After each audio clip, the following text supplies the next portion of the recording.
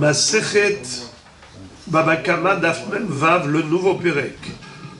La Mishnah. Shor Shenagah et Apara, Venimtsa Ubarah Betsidah, Ve'en Yadua Im Ad Shelo Negaha Yalda, Im Shenegaha Yalda, Meshalem Hatsi Nezek Lapara, Urvia Nezek la Valade.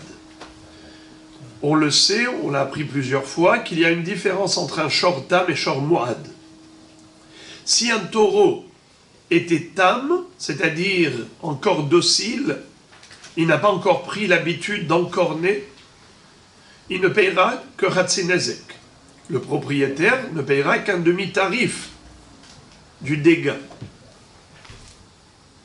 Tandis que shor muad paye nezek shalem. Notre Mishnah va parler que de shor tam. Donc les trois premiers encornements pour lesquels le propriétaire ne paye que Hatsi Nezek. Alors de quoi s'agit-il? Imaginons par exemple qu'il y avait un taureau et une vache enceinte. Le taureau a encorné la vache et on a trouvé le petit fœtus, en fait un avorton, un petit veau qui est mort à côté de la vache qui est également morte. On va lire sur texte. Shor, Shenagar et Tapara. Un taureau qui a encorné une vache. Venimtsa Obara Betsida. Et on a trouvé le fœtus à côté d'elle, mort. Ve'en Yadua. Mais on ne sait pas avec exactitude. Im ad shelo negaha yalda, im mishenegaha yalda.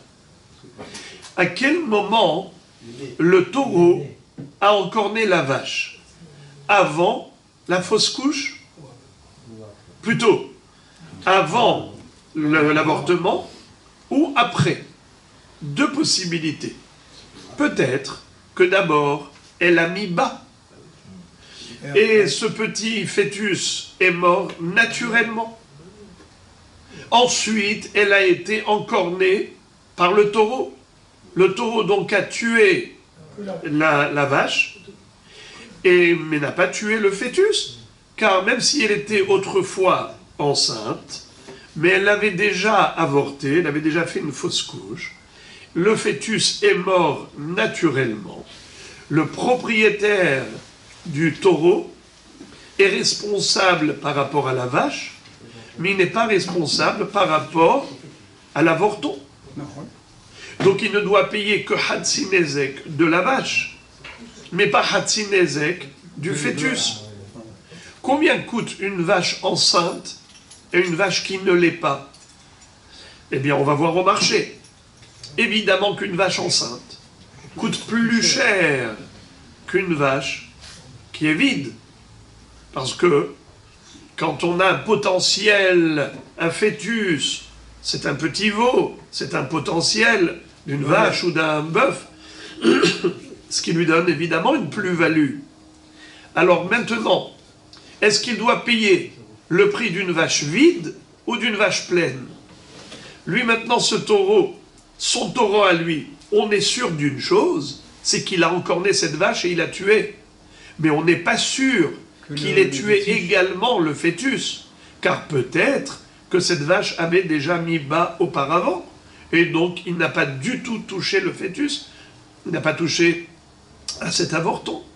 Et elle avait fait une fausse couche naturellement juste avant. Alors que faire quand on a un safek? La Mishnah nous dit, voilà ce qu'il faut faire. Meshalem Hatzinezek la para. Naturellement, il payera demi-tarif pour la para. Pourquoi? La para, c'est sûr qu'il a tué. Et comme il était shor tam, donc il ne paye que demi-tarif. Eh bien voilà, c'est ce qu'il va payer. Hatzinezek, la para. Tandis que par rapport au valad, au fœtus qui a été avorté, il ne payera que ravia nezek.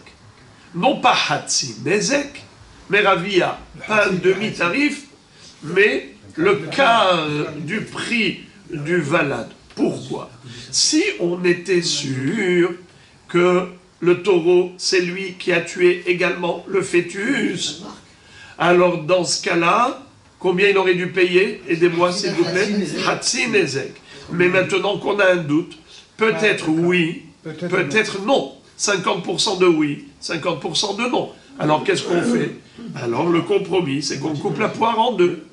Au lieu de payer Hatzin Ezek, il ne payera que la moitié du Hatzin Ezek, c'est-à-dire Revia Nezek la valade. Alors la formule halachique qu'on va voir dans quelques secondes, la Gemara va s'exprimer très joliment et elle va dire que cette Mishnah, elle va d'après Sumkus, l'élève de Rabbi Meir Baal HaNes, qui s'appelait Sumkus. Lui, Sumkus va dire Mamon Hamutal Besafek Holkin Aouda. Mamon Hamutal Besafek Holkin. Lorsqu'on a un doute, est-ce qu'il faut payer 100% ou il faut payer 0%? Alors qu'est-ce qu'il dit? On coupe la poire en deux. Compromis, il payera la moitié. Mamon Hamutal Besafek Holkin. C'est exactement ce qu'on vient d'appliquer comme règle. Alors, c'est pas compliqué. Cette première partie de la Mishnah, elle n'est pas compliquée. Sombrous, c'est le nom de l'élève de Rabbi Meir Baal HaNes. Un très grand chacham. Alors maintenant, deuxième partie de la Mishnah, qui est légèrement plus compliquée que la première partie, mais la Gemara va nous éclairer là-dessus également. Vechen, idem, para, shenagha et hashor. Imaginons une vache qui était enceinte, qui a encorné le bœuf, venimtsa vlada betzida. Alors elle a tué le bœuf avec son encornement, Madame la vache. Elle a tué Monsieur le bœuf. Et maintenant, on retrouve un petit fœtus, plutôt un petit veau, à côté de la vache. Les Edim, les deux témoins qui ont vu de loin cette vache poursuivre le bœuf, et ils ont vu de loin qu'elle a encorné, donc c'est sûr que c'est elle qui a tué le bœuf. Il y a une chose qu'on se demande, c'est quand on s'est approché, on a vu un petit veau qui vient de naître à côté d'elle. Et on se pose la question, est-ce que le veau était encore dans le ventre de sa mère ou il était déjà sorti? Est-ce qu'il est né avant ou après l'encornement? Qu'est-ce que ça change? Ça change quoi? Alors, là je répète, attention, ça change parce qu'on parle d'une vache qui était tama, pas moedet. Parce que si c'était Moedet, donc il n'y a même pas de question, mais évidemment qu'il payera un Nezek Shalem. Mais là, il doit payer combien? Hatsi Nezek de quoi? Du Shor. Mais maintenant, regardez ce qui est écrit, qui va nous laisser perplexes. Écoutez la Mishnah, vous allez voir pourquoi je vous ai dit que c'est compliqué, et on aura deux pirouchim sublimes dans la Gemara. Mamash, c'est un régal. Regardez. Venimtsa vlada betzida. Ve'en yadoua, et on ne sait pas, im ad shelo nagha yalda, im nagha yalda. On ne sait pas si c'est avant l'encornement qu'elle avait mis bas, ou bien ce que c'est après l'encornement qu'elle a mis bas. Alors, nous dit la Mishnah, Mishtalem hatsi nezek minapara, urvia nezek minavalad. Le propriétaire du bœuf, qui est mort par l'encornement de la vache, va encaisser Hatsi Nezek sur la base de la valeur de la vache, et Revia Nezek, un quart du Nezek, sur la base de la valeur du fœtus. C'est quoi cette histoire? Mais normalement, il faut payer combien? Hatsi Nezek, Zéou. Combien il doit? Combien il coûte le taureau? Allez, 10 000 shekels, il lui doit 5 000 shekels. Point à la ligne. C'est quoi? 5000 shekels de la vache et 2500 shekels du veau. Ça fait combien? 7500 depuis quand on paye les 3 quarts, 75%. On n'a jamais vu ça. C'est quoi cette histoire? C'est la question que la Gemara va traiter, à laquelle il y a 2 réponses. Si vous êtes très pressé, je vous donne une des 2 réponses maintenant. Mais si vous êtes patient, on attend. Vous êtes patient ou impatient? Allez, on attend. Gemara. Amar Rabbi Yehuda Amar Shmuel, Zo divrei Sumchus, de Amar Mamon Amutal Besafek Holkin. Aval Chachamim Omrim, Ze Klal Gadol Badin, Hamotzi Mechavero, Ala Bareaya. Rabbi Yehuda nous enseigne au nom de Shmuel que cette Mishnah, elle est entièrement basée sur l'opinion de Sumchus, qui lui pense qu'en effet, quand on a un safek, il y a un litige et on ne sait pas qui a raison, peut-être Réhouven, peut-être Shimon, le débat porte sur une réclamation d'ordre financier, pécuniaire, eh bien, dans ce cas-là, on coupe la poire en 2. Mamon amutal besafek, holkin yahaloku. C'est très simple, c'est un compromis. Mais Hachamim disent, pas du tout, pas du tout. Ça n'existe pas, ça. Ce compromis, tu coupes la poire en 2. Ma pitom. Zeklal gadol badin. On a une règle générale, un principe fondamental de la Torah, qui consiste à dire Hamotzi mechavero ala vareaya. Celui qui veut soutirer de l'argent d'autrui, c'est à lui à apporter une preuve. Jusqu'à preuve du contraire, les choses restent inchangées. Réhouven réclame l'argent à Shimon. Shimon lui dit, dis-moi, t'as une preuve?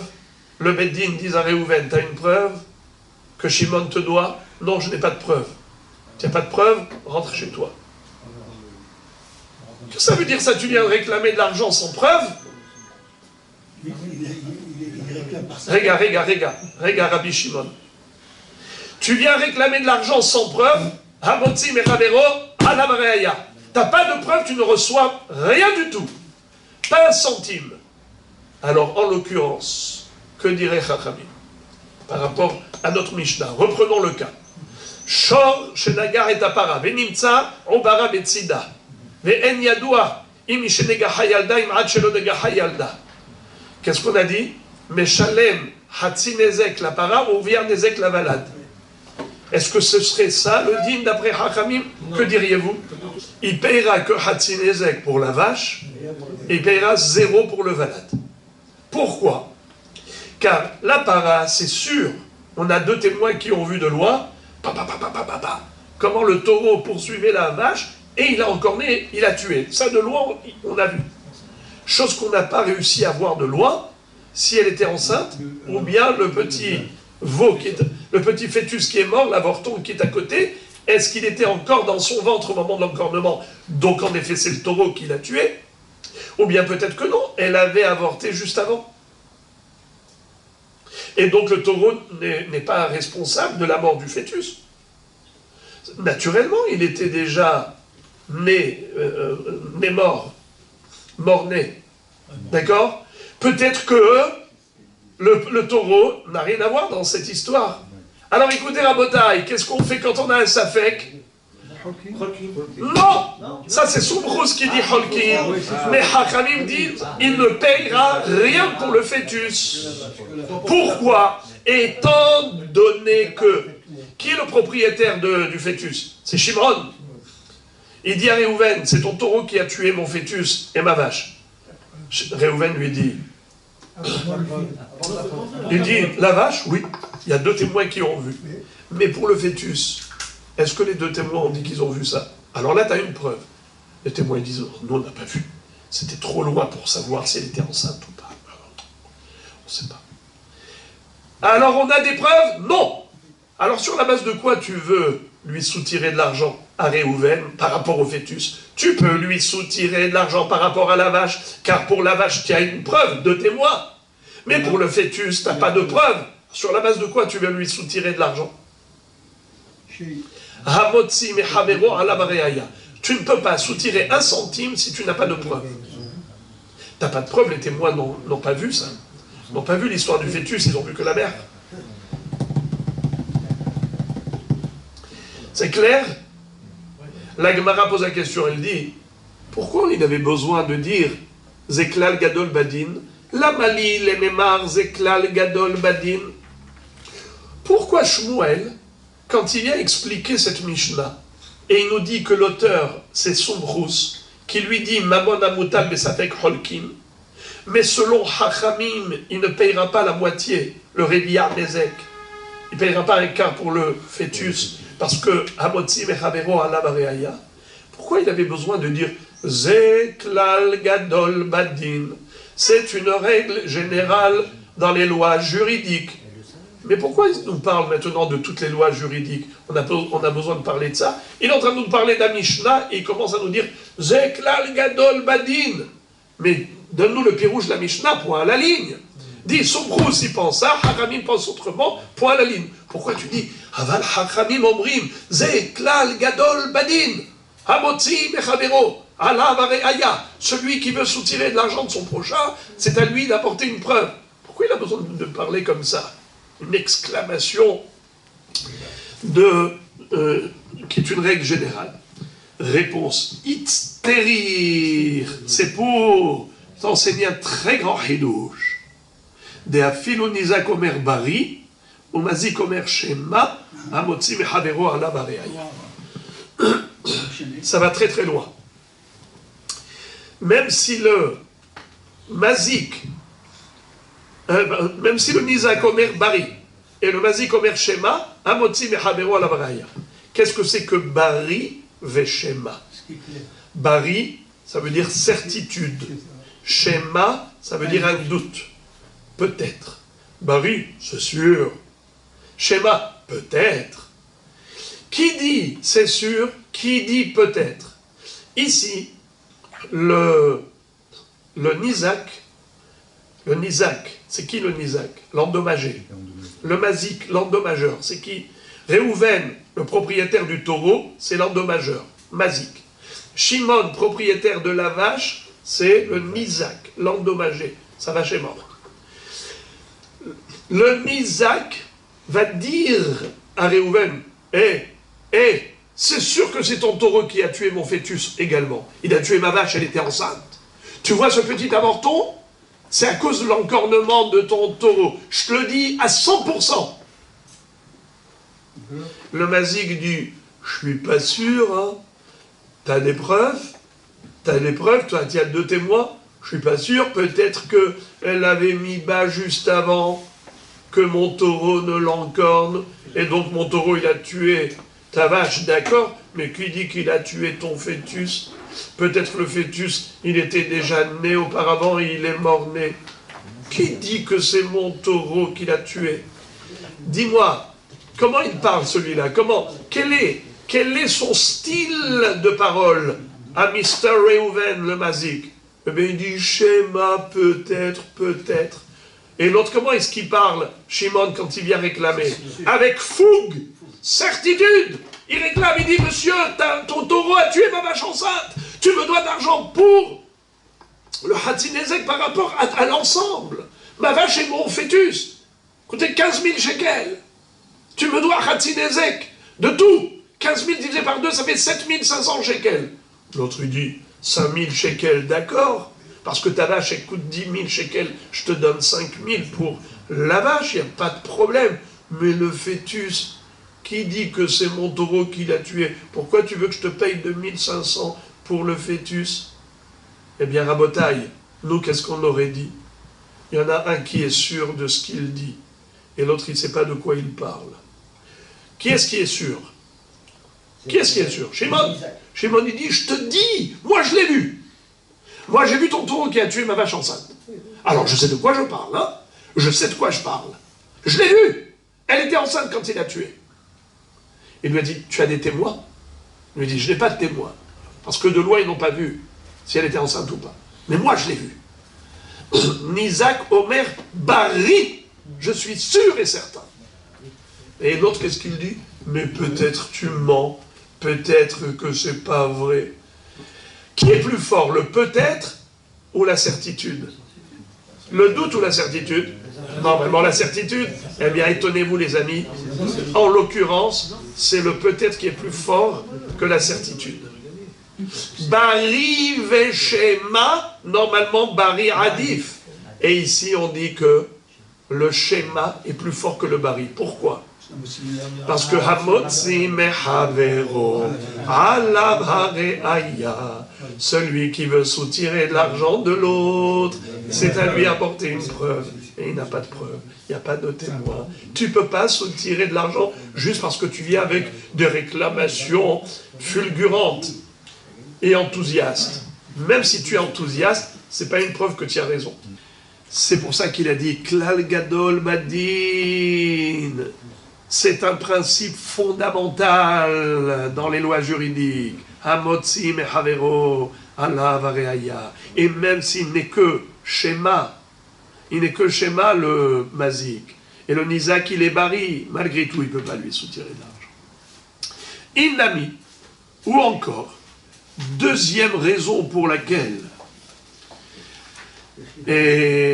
Shmuel a introduit cette phrase de Klal Gadol Badin, c'est qu'il a voulu faire allusion à une autre halakha. Écoutez ça. Cette halakha figure dans Masechet Baba Batra.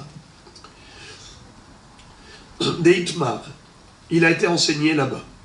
Hamocher shor lahavero venimtsa naghan Rav Amar areze mekahtaut ou Shmuel Amar yachol sheyomar lo lishhita mechartiv lecha. C'est-à-dire, on a ici Réhouven et Shimon, deux personnes qui ont un litige. Lequel? Réhouven était un chevillard, il vendait des bêtes. Shimon a acheté un bœuf chez Réhouven, le vendeur. Il achète un bœuf, mais pourquoi il a acheté? Il a acheté, il ne lui a pas dit pourquoi il a acheté, mais lui, sa kavana, c'était pour labourer. Il voulait labourer son champ, donc pour tirer la charrue, il faut des bœufs. Et il a acheté 2 ou 3 bœufs chez Mr. Réhouven. Allez, un bœuf.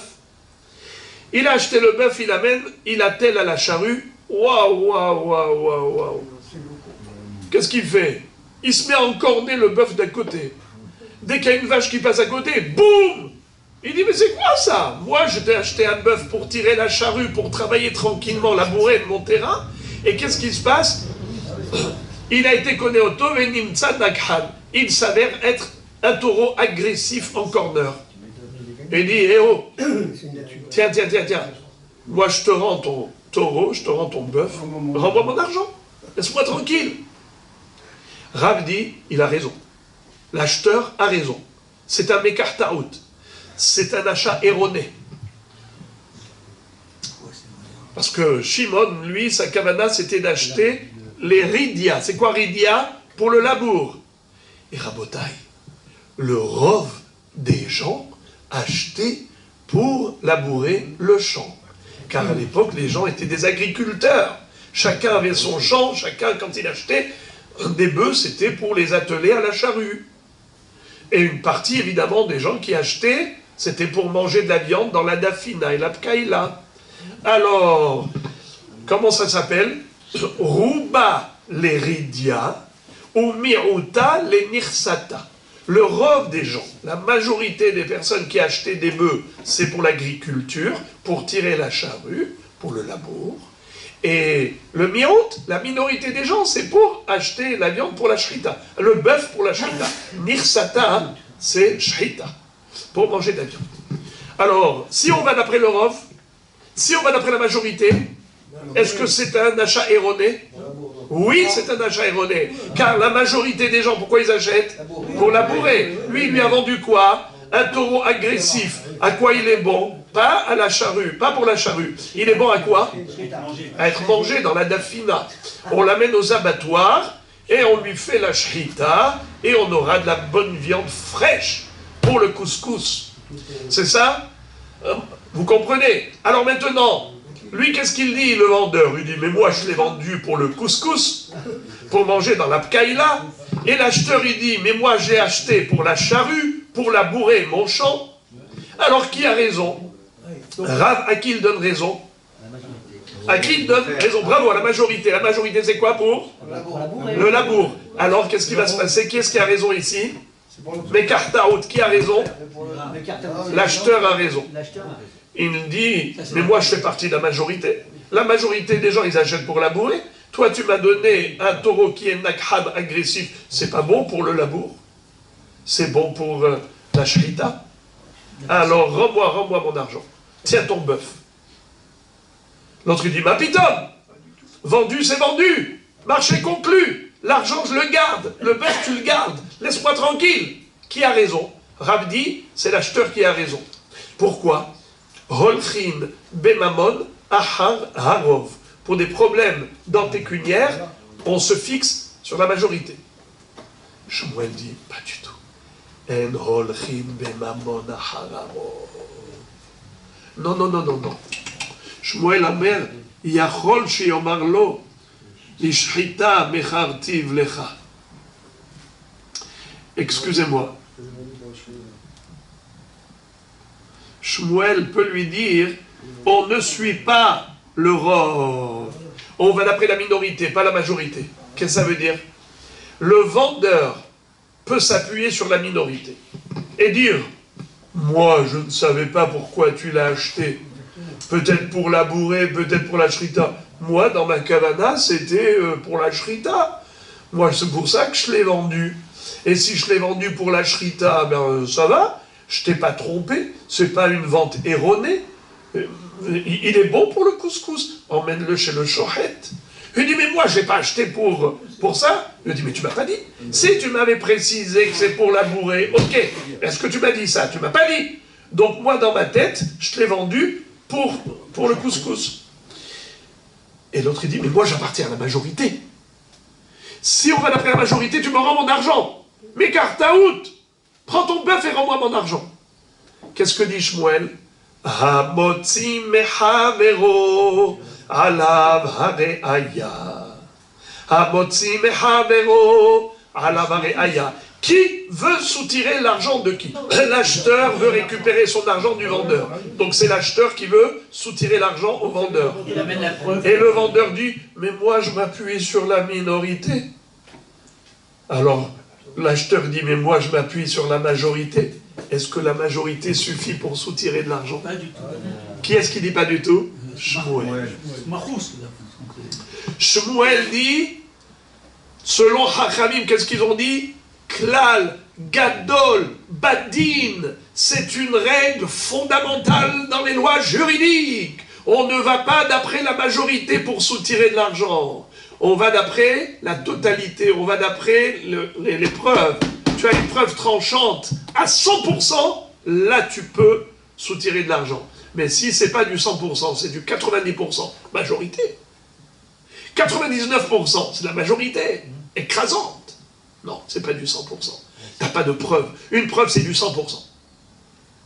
Tant que l'acheteur peut se réfugier derrière la minorité, eh bien même si l'acheteur réclame sur la base de la majorité, il ne peut pas soutirer de l'argent.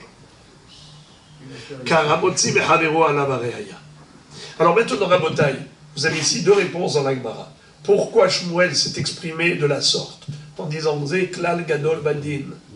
Soit c'est pour dire Bari Veshema, bien que normalement Bari Adif, Bari c'est mieux que Shema, malgré tout non.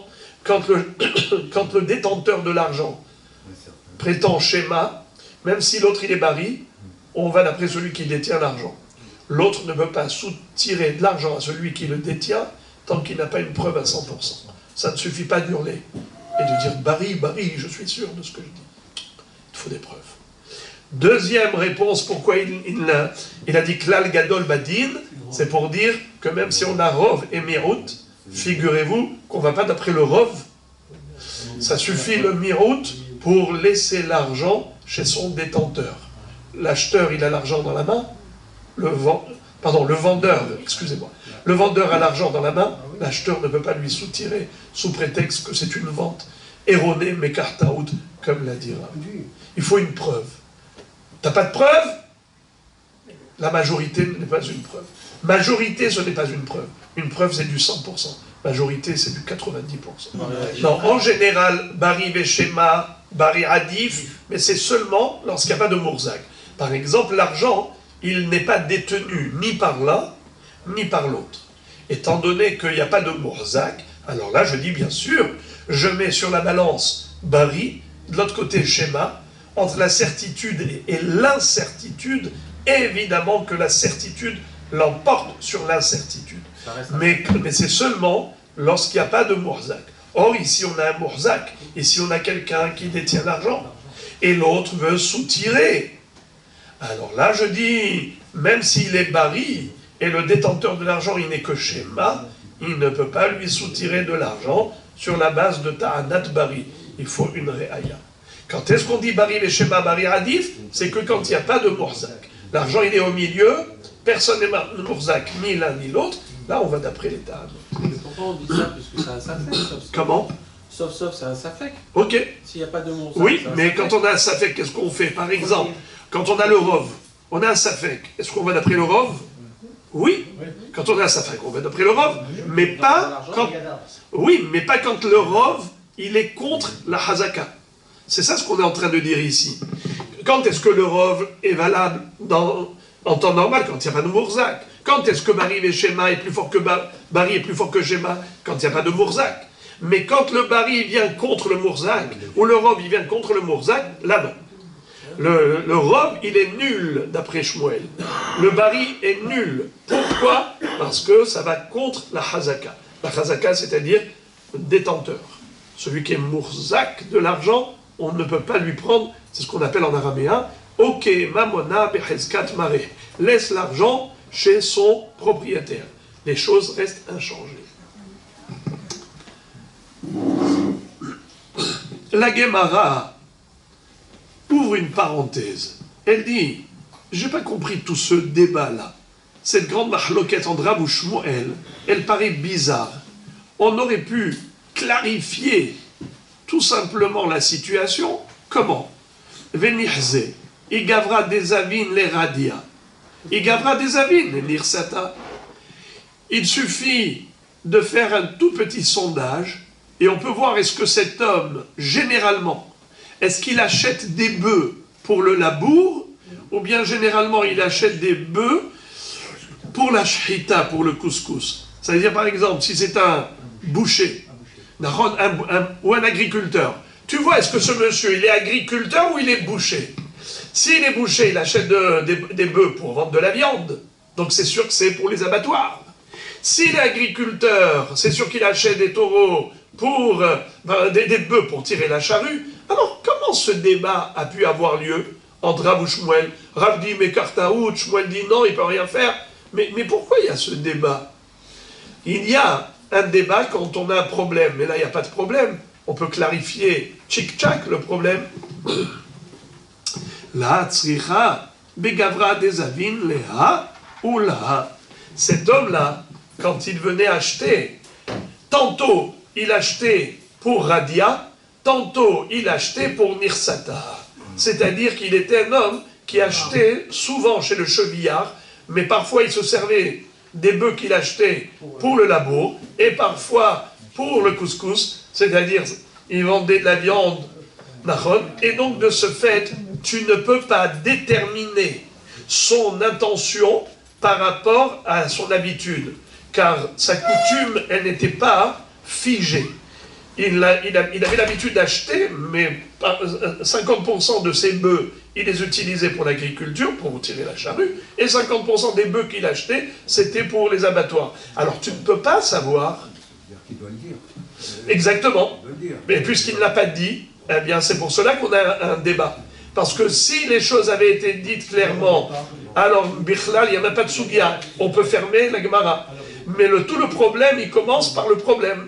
C'est parce que la personne n'a pas été explicite. S'il avait été explicite, il n'y a pas de débat. Si c'est quelqu'un qui n'a pas l'habitude de venir acheter Je suis d'accord, mais là, il a l'habitude, donc il va le dire, que ça soit ou pour la shrita ou pour... S'il avait dit, vous avez raison. Mais qu'est-ce qu'on fait s'il ne l'a pas dit?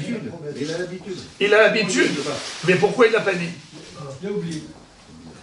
Pourquoi il n'a pas dit? Il faut croire certainement que c'était la veille de Shabbat. Et donc il était pressé. Ou bien on va dire que c'était en semaine, mais il avait El Al qui l'attendait. Alors vite, vite, vite, il est parti, il a pris. Et donc il ne s'est pas exprimé. Est-ce qu'on peut trouver des raisons techniques? Ça n'en manque pas. On a une usine de prétextes. Alors, Rolofen, la Gemara, ici, nous explique que voilà pourquoi il y avait débat entre Rav Shmuel.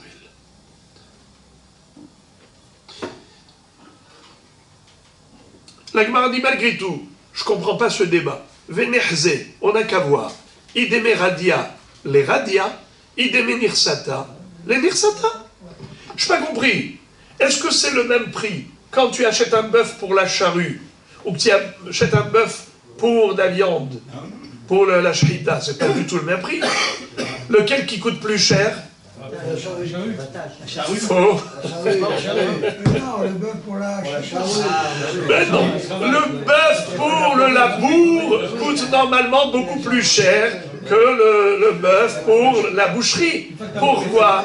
Parce que qui peut le plus, peut le moins. Celui qui achète un bœuf pour le labour, alors il peut s'en servir pour la boucherie. Mais celui qui achète un bœuf pour la boucherie parce qu'il est agressif et en corner, alors il est bon pour la boucherie, mais il n'est pas bon pour le labour. Donc évidemment, pour le labour, il coûte plus cher parce qu'il a deux fonctions possibles. Soit tu peux l'utiliser en tant que vivant, soit tu l'utilises en tant que abattage. Mais celui qui est bon pour l'abattage, il n'est pas bon pour le labour, donc il coûte forcément moins cher. Alors la Gemara dit, pourquoi il y a un débat?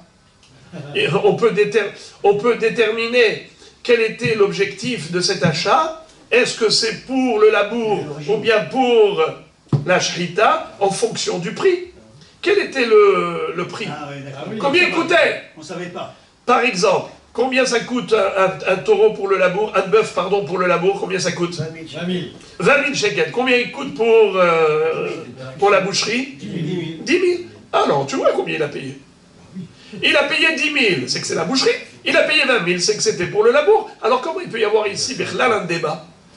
C'est ce qu'on appelle en français un faux problème. Il n'y a pas de problème. Bravo. La tzricha de okir bisra vekae midmeradia. Eh bien, Rabotaï, c'était en période où malheureusement les gens n'avaient pas facilement des bœufs pour les abattoirs. Et donc c'est devenu une denrée rare. Et à ce moment-là, le prix de la viande a excessivement augmenté. Et le prix du bœuf pour les abattoirs, pour l'abattage, était au même prix que le prix du bœuf pour le labour. Incroyable! Étant donné que c'est le même prix, le bœuf pour l'abattage ou le bœuf pour le labour, c'est le même prix, tu ne peux pas déterminer l'intention et l'objectif par rapport au prix. C'est pour cela qu'il y a une marloquette entre Rav Shmuel. Est-ce qu'on va d'après le rov des gens ou on ne va pas d'après le rov des gens? Selon Rav, on va d'après le rov des gens. Donc c'est mes cartes out, il doit lui rembourser son argent et récupérer son bœuf. Et selon Shmuel, non, non, non, non, non. L'autre, le vendeur, il garde son argent. Et il lui dit, tu te débrouilles avec le bœuf. Qu'est-ce que ça veut dire? Il lui dit, c'est le même prix. La Gemara dit, ah, vrai. Vei. Les kalishtalu meminevish. Quel est le Torah bezouzé? De amre inche. Mimare rishvatar. Paare ifra. C'est-à-dire, je n'ai pas compris. Alors maintenant, tu m'as dit que c'est le même prix. 20 000 shekels, 20 000 shekels. D'accord? Ok, tu ne peux pas déterminer l'intention. S'il a acheté pour le labour ou il a acheté pour l'abattage, puisque c'est le même prix. D'accord. Alors, malgré tout, pourquoi y a-t-il ici un problème entre l'acheteur et le vendeur? L'acheteur, il dit au vendeur, donne-moi mon argent, donne-moi mon argent. Et s'il n'a pas d'argent à te donner, il a déjà dépensé, au moins tu as le bœuf en main. Ce bœuf-là, c'est une valeur monétaire. Combien il te doit? 20 000? Admettons qu'il te les doit. 20 000? Eh bien, 20 000 en espèces. Tu as 20 000 en nature, tu as le taureau qui coûte 20 000 shekels. Va le vendre et tu as de l'argent. Comment dit le proverbe? Mimare rishvatar, pa'are ifra. Ça veut dire quoi, Mimare rishvatar, pa'are ifra? C'était l'adage répandu à l'époque. Il vaut mieux tenir que courir. C'est-à-dire, quand toi, tu as un emprunteur, toi, monsieur le créancier, tu as en face de toi un emprunteur qui ne veut pas te rembourser, parce qu'il n'est pas solvable. Mais il te propose un remboursement en nature, même si c'est de la paille, même si c'est du son. Accepte. C'est toujours de l'argent. C'est vrai que c'est un tracas, un casse-tête après d'aller vendre. Mais au moins, tu tiens quelque chose. La Rome, il y a quelque chose en main. Alors, quel est le problème là, Mahloket, Rav ou Shmuel? C'est tellement facile. Monsieur acheteur, arrête de pleurnicher, garde le bœuf. Il a une valeur de 20 000 shekels, c'est bien ce que tu réclames 20 000 shekels. Eh bien, tu as 20 000 shekels en nature, et lui n'est pas solvable. Laisse tomber, arrête de pleurnicher. La tzricha deika l'ishtalu memine. On parle du cas où le vendeur, il a encore l'argent dans la main. L'acheteur a le taureau, le bœuf dans la main. Il lui dit, prends ton bœuf, rends-moi mon argent. L'autre lui dit, garde le bœuf que je t'ai vendu, laisse-moi ton argent. Alors maintenant, qu'est-ce qu'on fait? Rav Amar, Arezé Mekartaout, Zilbata Ruba, des Ruba de Inche, les Radia ou des Amne. Rav va dire, à qui on donne raison? Aidez-moi s'il vous plaît. Arezé Mekartaout. À qui on donne raison? À qui? À l'acheteur. Pourquoi? Parce que l'acheteur il dit, tu m'as vendu, mais c'est une vente erronée. Pourquoi? Zilbatarouba, Verouba d'inche, les radia ou des amenés. Va d'après la majorité. Zilbatarouba, va d'après la majorité. Verouba d'inche, et la majorité des gens, les radia ou des amenés. C'est pour le labour qu'ils achètent. Donc moi j'ai acheté pourquoi? Pour labourer. Si on va d'après le Rov. C'est pour cela que Rav va dire, on va d'après le Rov, et le Rov ils achètent pour labourer. Donc tu lui as vendu un bœuf de mauvaise qualité, car lui il n'a pas acheté pour manger, lui il a acheté pour labourer. Alors rends-lui son argent. Rends-lui son argent, tu as l'argent en main, rends-lui. Shmuel il dit, il ne lui rend rien du tout. Pourquoi? Shmuel amar yachol shiyomarlo, lishrita mechartiv lecha. Il peut lui dire, moi je te l'ai vendu pour la shrita. Tu ne m'as pas précisé. Si tu avais parlé, parle. Mais tu ne parles pas. Tu étais pressé pour prendre ton avion. Tu viens, tu m'as laissé l'argent sur le comptoir. Tu me dis, donne-moi le bœuf. Tu prends le bœuf et tu t'en vas. Tu me dis, je suis pressé. Et tu t'en vas. Eh bien, moi, j'ai cru que tu l'as acheté pour manger. Je croyais que tu faisais partie de la minorité des gens qui achètent pour shrité. Peut-être. Je t'ai donné. Et Shmuel dit, oui, on ne va pas d'après le Rov dans cette histoire. En olchin bemamon harov. Regardez ça. Ki azlinan bataruba beisura, aval bemamona lo azlinan bataruba. Et la ramotzi mehavero ala bareaya. Shmuel dit, quand est-ce qu'on va d'après le Rov? C'est que par rapport à des lois de cacheroute. Mais en ce qui concerne les lois juridiques, le Rov n'a pas d'impact. Qu'est-ce que ça veut dire pour des lois de cacheroute? On va d'après le Rov. Exemple. L'histoire des bouchers dans la ville. Bravo! On en a parlé juste la semaine dernière. Hazak ou Barour. Si par exemple dans la ville on avait 10 boucheries, une qui vendait du non cachère et 9 qui vendaient du cachère, ou bien 6 et 4. 6 qui vendaient de la viande cachère et 4 boucheries de la viande non cachère. Et on a trouvé dans la rue, dans le kikar, d'accord, on a trouvé un sac de viande. Où est-ce qu'il a été acheté? Dans les boucheries cachères ou pas cachères? On va d'après le Rov. Le Rov, Kol des Parish, Merouba Parish.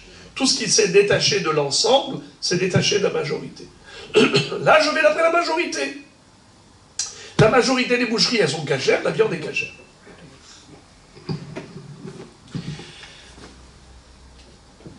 Aval Bemamona, mais concernant des litiges d'ordre pécuniaire, on ne va pas d'après le rov. Et là, il faut du 100% de preuve.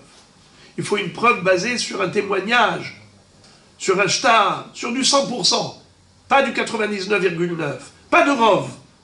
Reaya, preuve tranchante. Comment? Non, on ne parle pas de cacheroute. Justement, on est en train de dire que c'est seulement pour la cacheroute qu'on peut suivre le rov. Mais pour le mamona, on ne suit pas le rov. Il faut reaya. Oui. Tanya Name Hachi. Qu'est-ce que ça veut dire Tanya Name Hachi? La Gemara cite une baraïta qui confirme tout ce que vient de dire Shmuel. C'est quoi? Shor shenagar et apara, venimtsa obara betzida, veno yoder imad shelo nega hayalda, imi shenega hayalda, meshalem hatzi nezek lapara, urvia nezek lavalad, divrei sumchus, hachamim omrim, hamotzi mechavero alav hareaya. Voilà. Bédiouk. Qu'est-ce que Shmuel nous avait dit? Que notre Mishnah, elle suivait l'opinion de qui? Sumchus. Qui disait que quand on a un doute, Mamon amutal besafek, l'argent pour lequel on a un doute, qu'est-ce qu'on fait? Holkin. On coupe la poire en deux. C'est pour ça qu'il payerait combien le propriétaire du shor, au bas, la para qui était enceinte, combien il payera? Hatzinezek pour la para, parce que c'est sûr qu'il a tué, et il payera Reviar Nezek pour le valade, parce que ce n'est pas sûr qu'il a tué le valade. Alors quand on a un safek, il paye que 50%. C'est pour ça que Reviar Nezek. Ça, c'est qui dit ça? Nous dit la Braïta. C'est Sumchus. Mais d'après Hachamim, combien il doit payer pour le valade? Zéro. Il paiera Hatzinezek que pour la para, et pour le valade où il y a un doute, zéro. Pourquoi? Car le propriétaire de la vache, qui est le propriétaire du valade, n'a pas de preuve à 100% que c'est le taureau qui a tué ce petit fœtus. Donc d'après Hachamim, Hamotzi Mechavero Alavareaya. Les amis, maintenant, la Gemara rentre dans le vif du sujet de cette halacha. C'est-à-dire, d'où sait-on et d'où apprend-on cette règle? C'est bien gentil d'affirmer, comme l'a fait Shmuel, dit Klal Gadol Badin. C'est un grand principe dans les lois juridiques. Hamotzi Mechavero Alav Hareaya. Celui qui veut soutirer de l'argent de l'autre, il doit apporter une preuve. S'il n'a pas de preuve, même s'il a un rov, même s'il a 99% de chance, on ne lui donne pas raison. Il faut une preuve tranchante à 100%. Sinon, il n'aura pas un centime. Mais sur quoi s'appuie cette affirmation de Shmuel? Sur quoi il s'appuie? Bon, il a dit ça au nom de Hachamim, et on a trouvé la Braïta qui dit clairement Aval Hachamim omrim amotzi mechavero alav hareaya. Mais maintenant, il faut une source toraïque. Où est-ce qu'on retrouve ça dans la Torah? Amar Rabbi Shmuel bar Nachmani midayin lehamotzi mechavero alav hareaya shene'emar mi ba'al devarim yigash alehem yagish re'aya alehem. On l'apprend de Moshe Rabbeinu qui avait dit aux Ekenim, voilà, je vais monter au ciel pour aller recevoir l'étape de la loi. Mais je laisse avec vous deux grandes personnalités, Aharon HaKohen et Hur ben Miriam. Ces deux grands Chachamim seront à votre disposition pour tout litige. Mi Baal Devarim, Yigash Alehem. Tout celui qui est Baal Davar, tout celui qui vient réclamer de l'argent de son prochain, eh bien, Yagish Re'aya Alehem, qu'ils viennent devant eux, c'est Dayanim, Aaron HaKohen, Hur, et qu'ils présentent ses preuves. Preuve à l'appui de ces réclamations. Pour tout litige, qu'ils viennent le voir. Mi Baal Devarim, Yigash Alehem, c'est comme ça qu'il a dit. Baal Devarim. Ça veut dire quoi Baal Devarim? C'est celui qui réclame, le réclamateur. Il s'appelle Baal Davar. C'est le Baal Davar qui doit apporter ses preuves.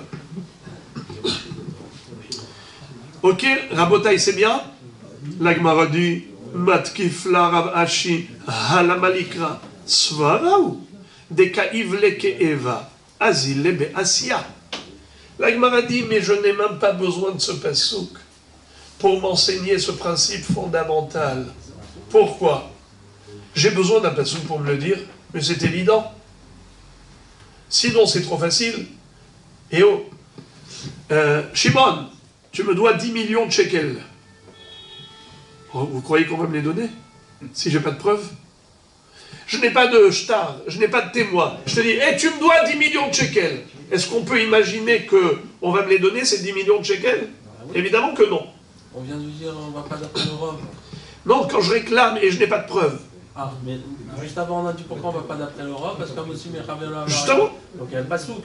Mais sans le pasouk, j'aurais dit j'avais d'après l'Europe. Non, la Gemara dit que c'est Svarahi la Malikra. C'est-à-dire, c'est tellement logique que je n'ai même pas besoin de pasouk. Quel est le proverbe que la Gemara cite pour dire que c'est tellement logique? Elle dit Deka ivle keeva azil lebe asia. C'est celui qui a mal qui va voir le docteur. Qui est-ce qui va voir le docteur? Un malade. C'est pas le docteur qui va venir te voir. Dis-moi, t'as peut-être mal. Vous avez déjà vu un médecin qui passe dans la rue, il arrête les gens, dis-moi, t'as peut-être mal, toi? Moi, j'ai fait 10 ans de médecine, je cherche qui soigner. Ça marche pas comme ça. C'est celui qui souffre de sa douleur qui va aller voir le médecin, évidemment. La même chose. Nous, on ne va pas aller dire aux gens, dis-moi, peut-être qu'on te doit de l'argent, tiens, ça va pas, non? Tu veux de l'argent, tu as une réclamation, tu dois apporter preuve à l'appui. C'est quoi une preuve? 2 témoins. Alpi, Shenaim, Edim, Yakum, Davar. Donc c'est évident. On a besoin que Moshe Rabbeinu fasse une telle proclamation avant de monter au ciel et dire Mi Baal Devarim, Mi Gash Alehem. Voilà Aaron et Hour, ce sont les 2 grands dayanim du Ham Israël. Celui qui a un litige, alors le Baal Davar, le réclamateur, le plaignant, c'est à lui d'aller voir les dayanim pour poursuivre en justice le plaidant. Mais c'est évident, on a besoin d'un pasouk pour ça. Mais c'est logique. Dès qu'Aïvle Ke'evaz, il est Béassia. C'est celui qui a mal qui va voir le médecin. C'est pas le médecin qui va aller chercher celui qui a mal. Alors, tu veux réclamer de l'argent, apporte des preuves. Donc, bien sûr, tu fais des affirmations. Tu me dois. Je peux aller voir 10 personnes, chacun me doit 5 millions. Ça va? La vie est facile, la vie est belle. Mais c'est évident que non. On a besoin d'un pasouk pour me dire Amotzi mehabero alam are aya. Ok, la Gemara accepte cette question. Et elle dit alors à quoi il sert le pasouk? Mi baal devarim mi gash alehem, ça fait allusion à quoi?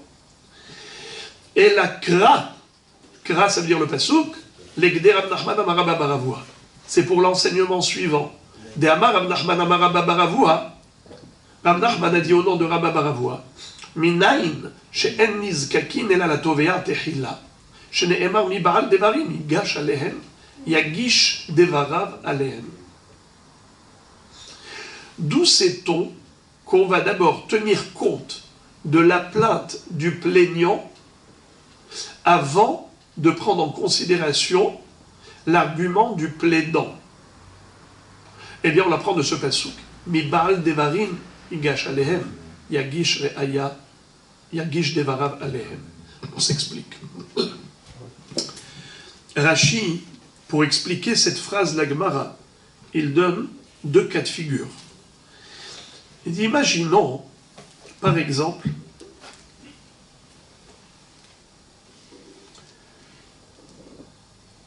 Réhouven et Shimon. Réhouven fait sortir un shtar. D'accord? Dans ce shtar, il y a écrit, moi Réhouven, j'ai prêté à Shimon 10 000 shekels. Il y a 2 signataires, 2 Edim, certifiés conformes, tout va bien. Ou bien tout simplement 2 Edim, qui viennent oralement, ils disent, on a vu que Réhouven a prêté à Shimon 10 000 shekels. Réhouven dit à Shimon, rembourse-moi. Shimon lui dit, c'est vrai que tu m'as prêté 10 000 shekels, je le reconnais. Mais toi, rappelle-toi que tu es venu me chercher ma Rolex. Tu m'as pris ma Rolex. Rends-moi d'abord ma Rolex, et après, je te rembourse. Il dit, quelle Rolex? De quelle Rolex tu parles?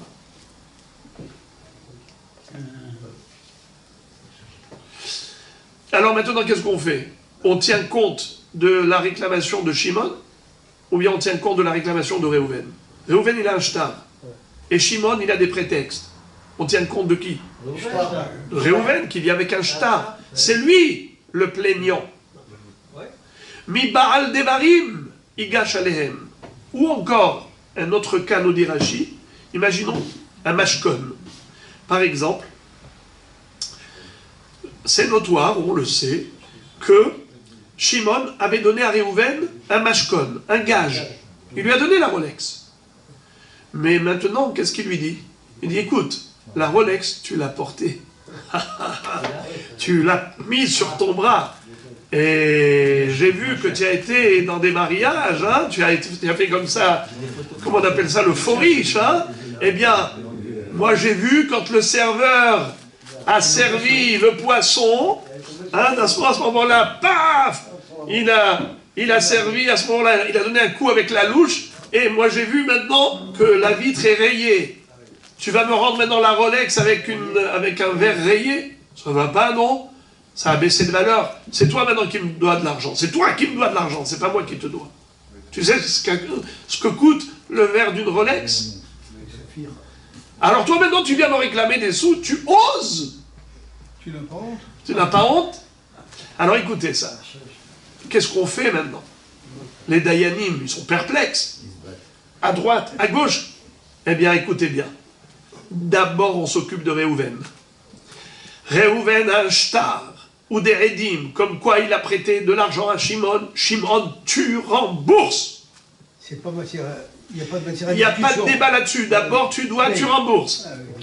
D'abord, il y a On a terminé. il y a l'ishtar, il y a Hazak, on a terminé l'affaire du prêt. Maintenant, passons à la réclamation de Shimon.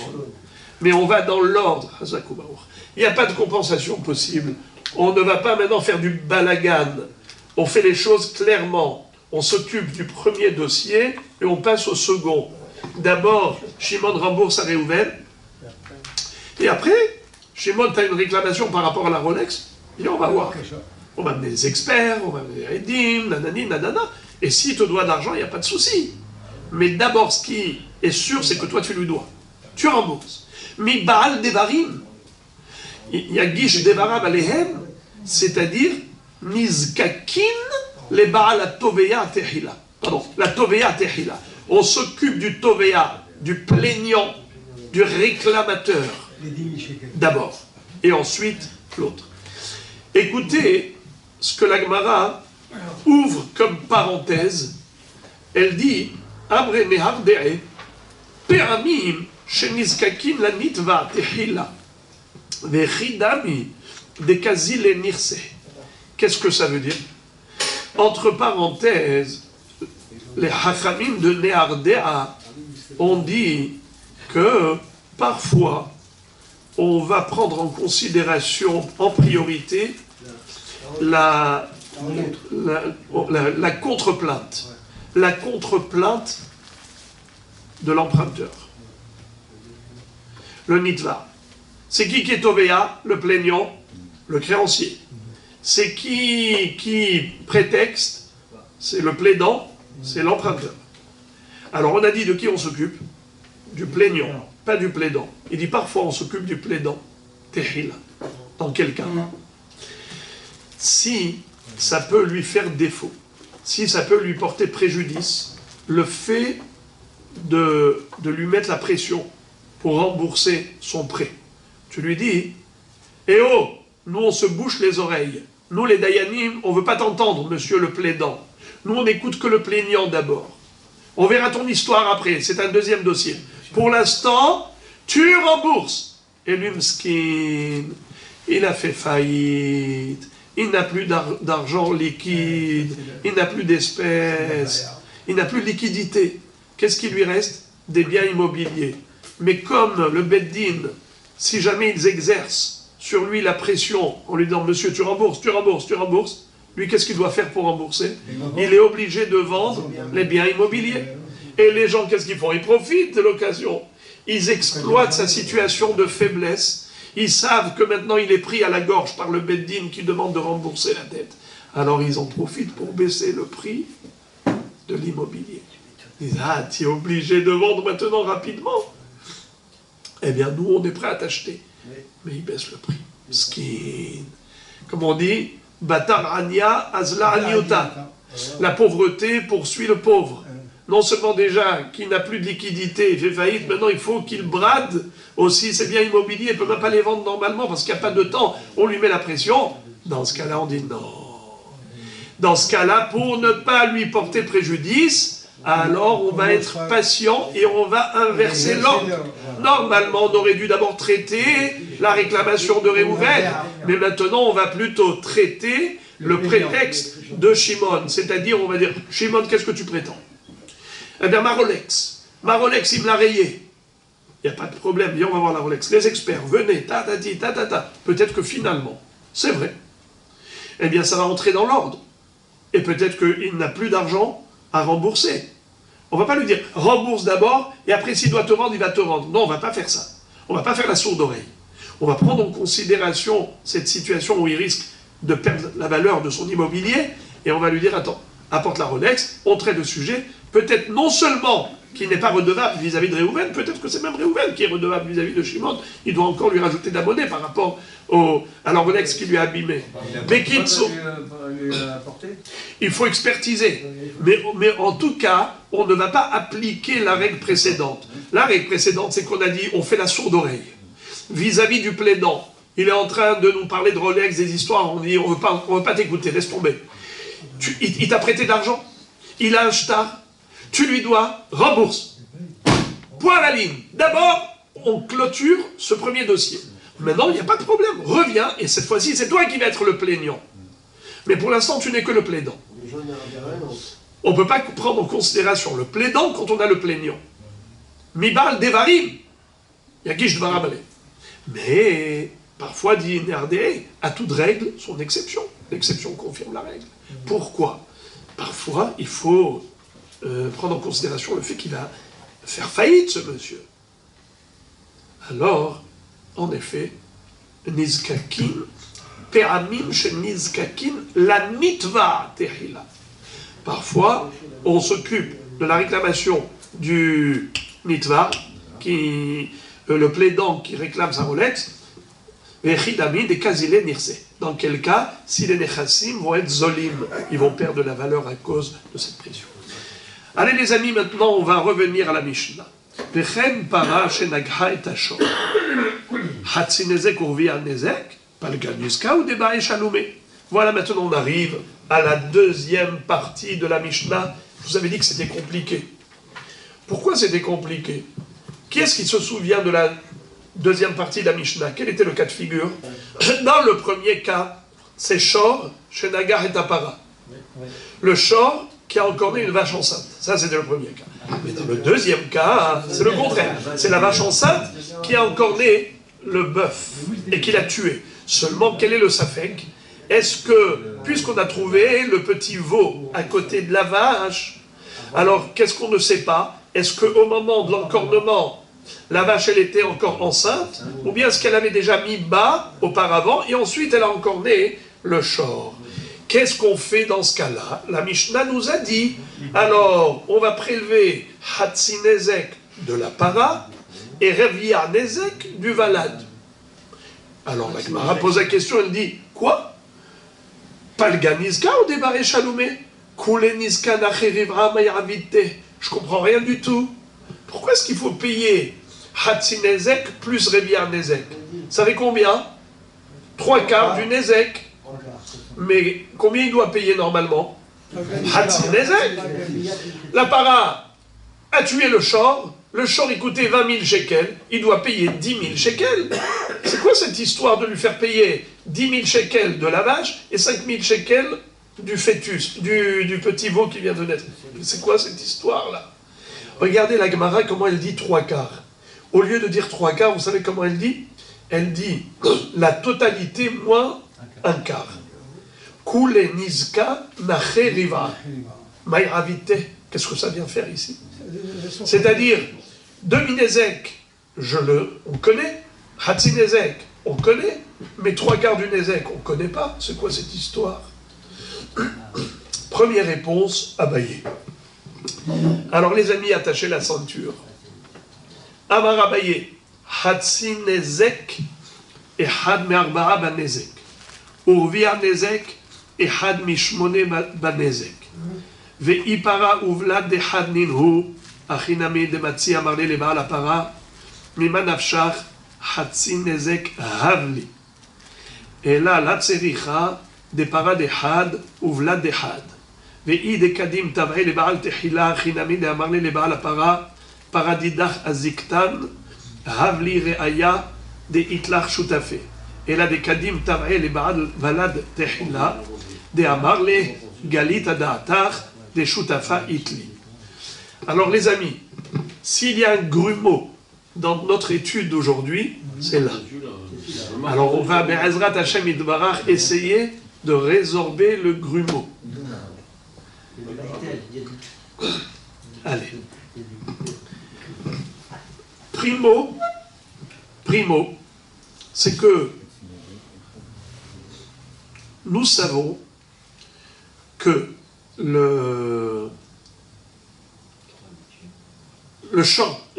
l'encorneur ne paye que demi-tarif quand il est tam. Maintenant, quel est le din? Imaginons par exemple, on avait 2 associés qui étaient propriétaires de ce shor qui a encorné, ou de cette vache qui a encorné. 2 associés. Donc, ils vont payer demi-tarif, n'est-ce pas? Qui va payer demi-tarif? Eh bien, les deux. L'un va payer un quart, et l'autre va payer un quart, ce qui fait demi-tarif pour l'endommager. Il y a 2 endommageurs. Un endommagé. Il faut payer Hatsi Nezek. Eh bien, un quart. C'est classique. Ok? Maintenant, quel est le din? Imaginons qu'il y a 2 associés, mais pas par rapport à une bête. C'est qu'il y en a un qui est propriétaire de la mère, de la vache, et il y en a un qui est propriétaire du fœtus. Par exemple, le propriétaire de la vache enceinte, il s'appelait Réhouven, et il a vendu à Shimon la vache. Il lui a dit, je te vends que la vache, mais je me réserve le fœtus, je le garde. Le fœtus, il reste à moi, je ne te vends que la vache. On va donner des exemples. Combien coûtait la vache? 10 000 shekels. Le fœtus, 5 000. Ok. Donc, il y a ici 2 associés. Très très bien. Maintenant, la vache enceinte, si on était sûr qu'elle avait encorné, d'accord? La vache enceinte, on était sûr qu'elle avait encorné. On est sûr. On est sûr qu'elle a. Ouais. Non, on est sûr qu'elle a encorné, mais on ne sait pas si elle était enceinte. Mais imaginons qu'on était sûr qu'elle était enceinte au moment d'encornement.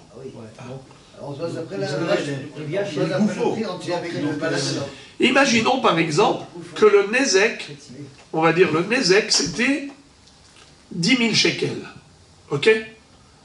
Le taureau, le bœuf qui a été encorné, coûtait 10 000 shekels. Combien il faut payer? 5 000. 5 000. 5 000 shekels. Ils sont combien d'associés? Ils sont 2 associés. D'accord. Alors maintenant, 2 associés, ils payeront combien chacun? Non, pas 2500, c'est 2005 et... Rabbi Shimon, pourquoi vous anticipez? D'abord, dites ce que j'ai envie que vous dites, et après... Il a dit 2500, 2500. Bravo. Alors maintenant, il y a 2 associés. Il y a le propriétaire de la vache, il y a le propriétaire du fœtus. Si on était sûr et certain qu'au moment de l'encornement, la vache était enceinte, donc ça fait combien d'associés? 2. Comment il s'appelle? Le bœuf qui est mort, il coûtait 10 000 shekels, demi-tarif c'est 5 000 shekels. Eh bien, ça fait 2500 chacun. 2500 shekels. D'abord, vous soyez d'accord avec ça. Si on est d'accord, on avance, sinon on ne peut pas avancer. Dites-moi oui ou non, vous êtes d'accord jusqu'ici? Encore une fois, Il y en a un qui appartient à... la vache enceinte, elle appartient à deux personnes. La vache à Réhouven et le fœtus à Shimon. Ouais, mais... Maintenant, la vache enceinte a encore né le shor. Le shor, il coûtait 10 000 shekels. Qui l'a tué? La vache. Et le fœtus, il l'a tué? Non, Il était dans le ventre de sa mère. S'il est dans le ventre, oui. Il était dans le ventre. Il a tué? Oui, il est avec. Il fait partie. Il était dans le ventre de sa mère. Si on est sûr et Il fait certain. partie prenante. Attendez, je vous pose une autre question. Je ne parle pas du fœtus. Allez, je vais parler maintenant de la pâte. Je vais parler du cœur. Je vais parler du foie. Je vais parler des poumons, de la vache. Est-ce que le foie, le poumon a tué ce bœuf, oui ou non? Mais bien sûr que oui. C'est un corps, c'est le même corps. Le shor, ou plutôt la vache, c'est le même corps. Quelle différence? La patte, l'œil, l'oreille, mais tout. C'est le corps de la vache qui a encore né le bœuf. Pourquoi vous êtes en train maintenant de réfléchir? Quelle partie? Je n'ai pas besoin de réfléchir aux parties. Je pense tout simplement qu'il y a un corps qui a tué un corps. Il y a une vache qui a tué un taureau. Imaginons par exemple, cette vache, elle avait deux propriétaires. Vous étiez d'accord tout à l'heure quand on a parlé de ça? On a dit chacun il paye 2500. Vous étiez d'accord? Alors maintenant, quand il y en a un qui est propriétaire de la vache et l'autre est propriétaire du fœtus qui est dans la vache, ça fait deux propriétaires, deux associés. Alors maintenant, quand cette vache a tué le bœuf, c'est un seul corps où il y a dedans un fœtus. Oui, mais le corps... D'abord, digérez, et après vous dites mais. D'abord digérez ça. le cœur. Respirez un coup, respirez un coup. Il y a deux associés qui sont propriétaires du corps de la bête. Il y a dedans un propriétaire de la vache, il y a dedans un propriétaire du fœtus. Tout ça, ça s'appelle un seul corps. Car le fœtus dans le ventre de sa mère fait partie de sa mère. Obar, Yerer, Imo. Le fœtus, c'est comme une patte de sa mère. Tu vas me dire, non, il y a la patte toute seule et coup de temps. Mais on n'en a rien à faire. Il y en a un qui est propriétaire de la patte, et l'autre, il est propriétaire de tout le reste. Qu'est-ce que ça change? C'est cette vache qui a tué le taureau, donc ils sont deux associés. Mais alors, c'est un ensemble là-bas. C'est un ensemble. Et donc, si c'est un ensemble, ils sont khayab de payer chacun moitié-moitié. Alors maintenant, ça fait combien? On a dit 5000 shekels, c'était 2500 les deux, si on était sûr. Maintenant, si on n'est pas sûr, la vache, c'est sûr qu'elle a encore né. Le fœtus, on ne sait pas s'il était dans le ventre de la vache au moment de l'encornement. Peut-être qu'il est né avant, peut-être qu'il est né après. S'il est né après, c'est qu'il était là, il a participé à l'encornement. S'il est né avant, c'est qu'il n'était pas là, il n'a rien à faire dans cette histoire. Et donc il est complètement innocent. Le propriétaire du fœtus dit, moi, je n'ai rien à payer, je participe. Alors on dit comme ça. Hatsi Nezek. Le propriétaire de la vache, il doit payer Hatsi Nezek? Non. Il paiera que le Hatsi du Hatsi Nezek. Écoutez ça, écoutez ça. Il paiera que le Hatsi du Hatsi Nezek. C'est sa part de responsabilité pour laquelle on est sûr. L'autre partie, on n'est pas sûr. Ce qui est sûr, c'est qu'il a la moitié du Hatsi Nezek dont il est Hayab. Que l'autre, il peut être et associé. Mais là, on n'est pas sûr, ni pour l'un ni pour l'autre, c'est la deuxième moitié du Hatsi Nezek. D'abord, la moitié du Hatsi Nezek, comment ça s'appelle? Aidez-moi, s'il vous plaît. La moitié du Hatsi Nezek, ça porte un nom. Ravia. La moitié d'une moitié, ça s'appelle un quart. D'accord? Alors en hébreu, Hatsi Nezek. Si je dis Hatsi du Hatsi Nezek, comment ça s'appelle? Ravia Nezek. Ravia Nezek. D'accord? Donc, déjà, ce qui est sûr, c'est que le propriétaire de la vache, il est responsable à moitié du Hatsi Nezek, ça c'est sûr, donc ça c'est sûr qu'il paye. La moitié du Hatsi Nezek qui fait le Ravia Nezek de l'ensemble. Combien coûtait le bœuf qui est mort? 10 000 shekels. Combien c'est la moitié? 5 000 shekels. La moitié de la moitié, c'est 2500. Il payera 2500. D'accord?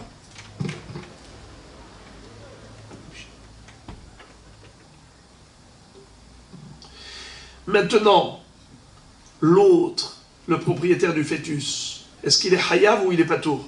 Est-ce qu'il doit payer ou il ne doit pas payer? Ça dépend. Peut-être oui, peut-être non. Donc il y a un doute. Dans le doute, qu'est-ce qu'on fait d'après la Mishnah? D'après son Rousse, Holkim. Alors, combien c'est la moitié de 2500? 1250. Il payera 1250. C'est sûr. Donc, le propriétaire de la vache, il paye 2500 et l'autre, il payera 1250. Comment ça s'appelle 1250? Comment ça s'appelle par rapport à 10 000 shekels? Un huitième, bravo, c'est un huitième, c'est la moitié du quart.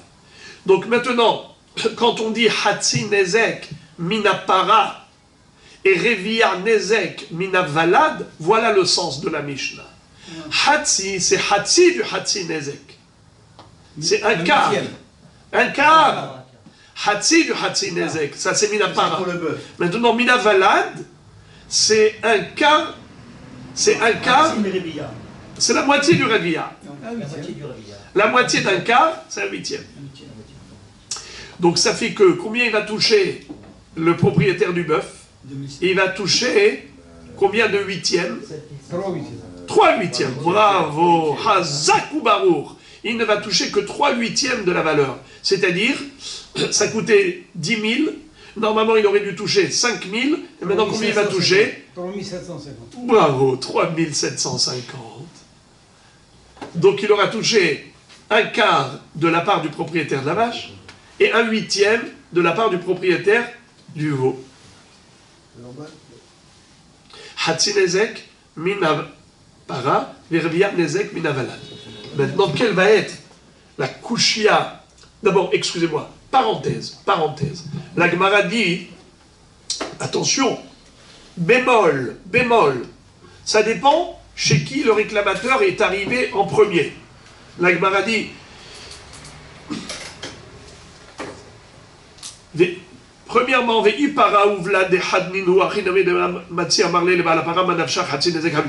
d'abord, si on parlait d'un seul et unique propriétaire, c'était pas deux associés, alors là, on n'en a rien à faire de est-ce que le fait, elle a mis bas avant l'encornement ou elle a mis bas après l'encornement. On n'a rien à faire. Le propriétaire du bœuf qui est mort, il vient voir le propriétaire de la vache, il lui dit, écoute, ta vache, elle a tué mon taureau, mon bœuf. Tu me payes, Hatzinezek, point à la ligne. Elle était enceinte, pas enceinte, j'en ai rien à faire. C'est évident. Donc forcément, de quoi on parle? On parle de deux propriétaires. L'un était propriétaire de la vache, l'autre était propriétaire du malade. Maintenant, écoutez aussi chez qui il est allé en premier. Il a été voir qui le premier?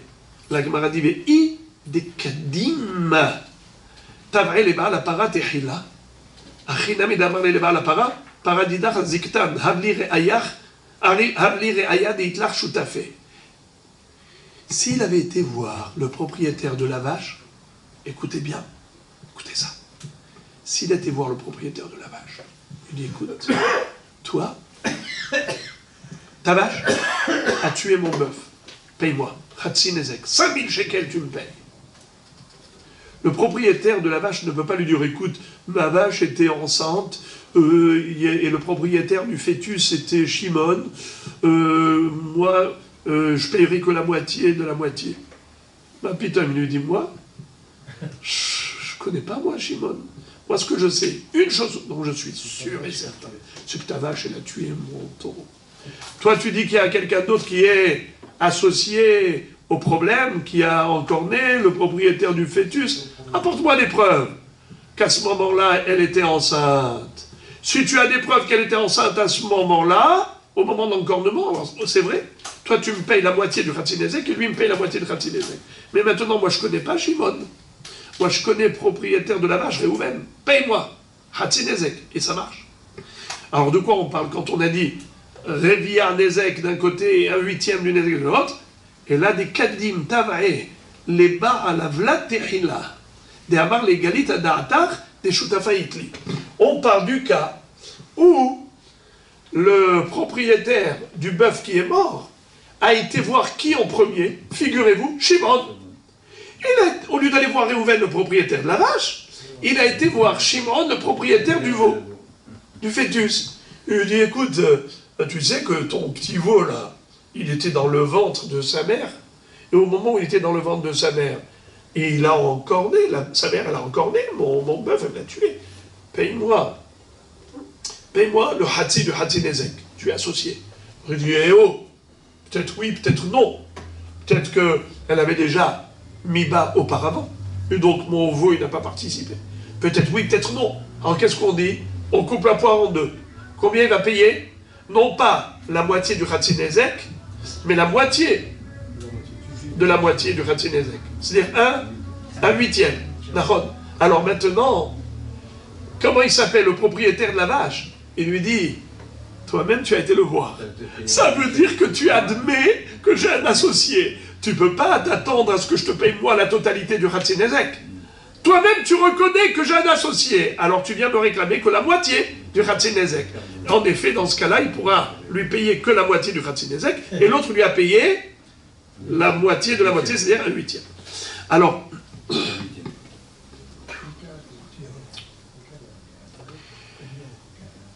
Ika de Amré, deuxième version. Afalgar, des Kadim Tavae, les Baal Tehi, les Baal Para Tehila, Matsi Mathele de Amar le Mida Yadae, des Shutafa Itli. Selon la deuxième version, dans tous les cas de figure, Réhouven, le propriétaire de la vache, peut dire au propriétaire du bœuf, va voir Shimon. Écoute-moi bien, ma vache était enceinte. Le propriétaire du fœtus était Shimon. Tu me laisses tranquille, s'il te plaît. Tu ne peux pas me réclamer plus que la moitié. La moitié du Hatzinezek. Tu ne peux pas me réclamer plus que la moitié du Hatzinezek. Parce que moi, je le sais pertinemment que j'ai un associé. Tout le monde le sait que je n'étais propriétaire que de la vache. Tout le monde le sait que ma vache était enceinte. Et tout le monde le sait que le propriétaire, c'est Shimon. Donc, qu'est-ce que tu me réclames à moi, la totalité du Hatzinezek? Laisse-moi tranquille. Ça veut dire que même s'il a été voir le Baal à Paratehila, malgré tout, le Baal à Para ne payera pas plus que la moitié du Hatzinezek. Donc, vous avez compris les deux versions. Bon, on ferme la parenthèse et on avance. Amar Rava, Atu Ehad Me'arba'a ben Nezek, Ehad Mishmona ben Nezek Katane, Hatzinezek ouvert Nezek Katane. Rava pose une question bombardesque. Il dit Ribono Shel Olam, comment Abaye tu as fait pour donner une telle interprétation? Mais tu vas à l'encontre de ce qui est écrit dans la Mishnah. Dans la Mishnah, il est écrit Hatzinezek mina para et Rebiya Nezek mina valad. Toi, qu'est-ce que tu es en train de dire, Abaye? C'est quoi Hatzinezek? C'est Hatzi du Hatzinezek. Et c'est quoi Rebiya Nezek? Tu me dis que c'est la moitié du Hatzinezek. C'est un huitième. Donc c'est pas Rebiya, un quart, c'est un huitième. C'est pas un demi, c'est un quart. Oh! Mais non, c'est pas écrit. Tu traduis les mots contrairement à ce qui est écrit. Traduire sans trahir. Mais là, tu as trahi les mots. C'est écrit Hatzinezek, tu me dis Hatzi du Hatzi. C'est écrit Rebiya Nezek, tu me dis la moitié du Rebiya. Un huitième. Mazé, c'est écrit Hatzinezek, c'est écrit Rebiya Nezek. Alors comment tu as fait pour dire que c'est Hatzi du Hatzi? Hatzi du Rebiya, c'est pas ce qui est écrit dans la Mishnah. Répétons. Amar Rava, Atu Ehad Me'arba'a ban Nezek, Ve'ehad Mishmona ban Nezek Katane, Hatzinezek, on vient Nezek Katane. Et là, Marava. Alors on va terminer avec le pirouge de Rava qui est sublime. Et là, Marava, les Olam Bepara Uvlad Dehad. Mais on ne parle pas de deux associés.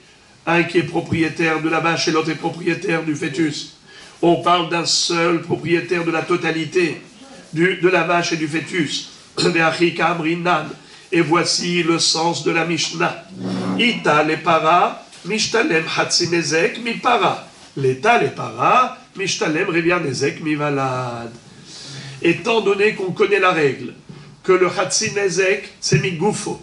Migoufo, c'est-à-dire que c'est à partir du corps de la bête en corner qu'on va prélever le remboursement du hatzinezek. Imaginons que la bête, elle a disparu, il payera 0. Alors maintenant, imaginons que la vache a disparu et le Vlad est là. Ou bien, on va dire que la vache n'a pas disparu. Alors on nous dit comme ça. Ita les para, mishtalem hatzinezek mi para. Si la vache est présente, évidemment, on payera hatzinezek mi goufo. Tu prélèveras de la valeur de la vache, il n'y a aucun souci. Mais l'ita, les paras. Imaginons que la para n'existe plus, elle s'est évadée, elle s'est enfuie, on n'a que le vlad qui est resté là. Mishdale, Ravia Nezek, Mivalad. Il ne pourra encaisser qu'un quart du Nezek. Pourquoi? Car il lui dit, qui te dit que mon valad a participé à l'encornement? Que le valad de cette vache a participé, peut-être qu'elle avait mis bas avant d'encorner. Alors lui, ce valad, il n'a pas du tout participé à l'encornement. Elle, la vache qui l'a encornée, elle s'est enfuie. Alors tu n'as que tes larmes pour pleurer. Car la vache n'est pas là, le valad n'a pas participé, je te dois 0. L'autre lui dit, mais qui te dit qu'elle avait mis bas avant? Peut-être qu'elle a mis bas après. Et donc au moment de l'encornement, il y avait au moins le fœtus qui était dans son ventre. Donc il a participé. Moi je veux tout le Khatsinezek, la totalité du Khatsinezek, je le veux du Vlad. Il a dit, mais peut-être que le Vlad, il était déjà né auparavant. Il a dit, mais peut-être qu'il est né après. Alors on ne sait pas. On coupe la poire en deux. Reviar Nezek. Donc lorsqu'on a dit Khatsinezek Minapara, c'est si la para est là. Reviar Nezek Minavalad, ça veut dire la moitié du Khatsinezek du Valad, si la para s'est enfuie, et il ne reste que le Valad devant nous. Étant donné qu'ils se crêpent les chignons, ils sont en train chacun de tirer le Valad vers lui. L'endommagé, il dit Khatsinezek Minavalad, la totalité du Khatsinezek du Valad. L'autre, il dit, ma pitom, je te dois 0, le Valad, il n'a peut-être pas participé. Alors, entre 0 et Khatsinezek, on coupe la poire en deux, ça fait Reviar Nezek. Et la Gemara termine en disant, Tama deloyadainan, c'est uniquement si on ne sait pas, Ihaba Vlad Bahada Kinagha Illohaba, si elle avait le fœtus dans le ventre au moment de l'encornement ou pas. Avali Pshitalan, mais si c'était évident pour nous, on avait 2 témoins, Dehava Vlad Bahada Kinagha, qu'elle avait le fœtus dans le ventre au moment de la Negiha, Mishtalen Kule Khatsinezek Mivalad, évidemment, même si la para s'est enfuie, il peut prélever la totalité du Khatsinezek, du Valad. Rava est armé d'Amar Rava, para Sheizika, Gove Mivlada, Maitama Gufahi. Comme Rava l'a dit de par ailleurs, qu'une vache enceinte qui a encorné, ensuite la vache a disparu, on peut prélever la totalité du Khatsinezek, du Vlad, Maitama Gufahi, car le fœtus, ça fait partie intégrante de la mère. Par contre, Tarnegolet, chez Izika et Nogove mi Betsata, Maitama Pirsha Be'almahu. Si jamais une poule a tué par exemple le poussin du voisin, je prends un exemple, une poule qui a cassé le vase de cristal du voisin. Regardez qu'est-ce qui s'est passé. La poule, elle est partie, pac, pac, pac, pac, elle a cassé un vase de cristal. D'accord? Maintenant, il faut payer combien? Combien il faut payer à Botaï? Aidez-moi. Hazak ou Babour? Khatsinezek, la moitié du vase. Pourquoi la moitié du vase? Il faut dire qu'on parle d'un cas où c'était méchouné. C'était pas en marchant normalement. Elle a fait quelque chose de hyper bizarre. Et alors maintenant qu'elle a fait quelque chose d'hyper bizarre, donc c'est méchouné. Si c'est méchouné, c'est apparenté à Keren. Si c'est Keren, c'est que Khatsinezek. Ok.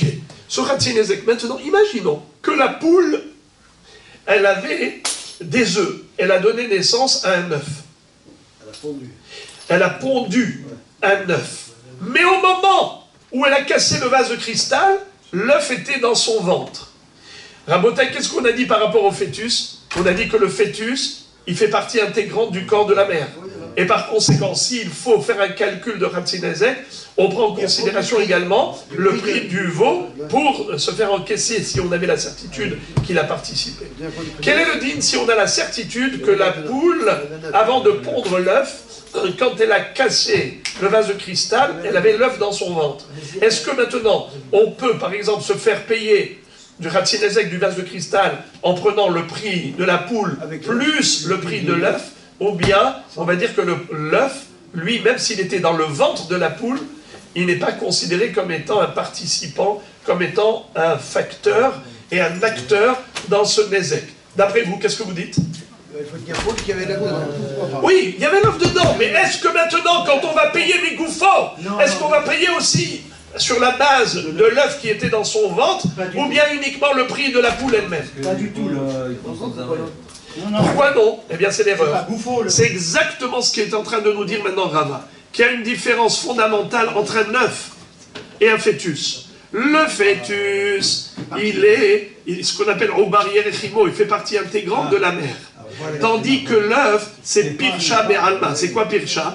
Étant donné qu'il avait la coquille a fait de lui comme étant un élément à part qui ne jouit plus de la vitalité de la poule. Donc on ne peut pas considérer qu'il fait partie intégrante de la poule. Et donc on ne peut pas dire qu'il est Meshalem Migoufo. C'est pas Migoufo, c'est comme, je dirais, comme des excréments qui sont dans les entrailles de la poule. C'est quelque chose qui est complètement détaché de son corps. C'est pas Goufo. Eh bien, l'œuf, ce n'est pas considéré Goufo. Voilà pourquoi on n'encaissera pas sur la base de l'œuf, alors que sur la base du fœtus, oui, ça s'appelle Migoufo. Les Mefarchim disent que si on ne parle pas des œufs avec la coquille, qu'on a trouvé par exemple, vous savez, je ne sais pas si vous vous souvenez quand on était petit et qu'on voyait des poules avec les œufs à l'intérieur, des grappes, exactement, des grappes d'œufs, eh bien tant qu'il y a encore des veines et ainsi de suite, des nerfs, c'est considéré comme faisant partie intégrante de la poule. Dans ce cas-là, il est Ramigoufo. Mais là, on parle d'un œuf qui est déjà formé avec sa coquille, c'est là où il est considéré Pirsha Be'alma.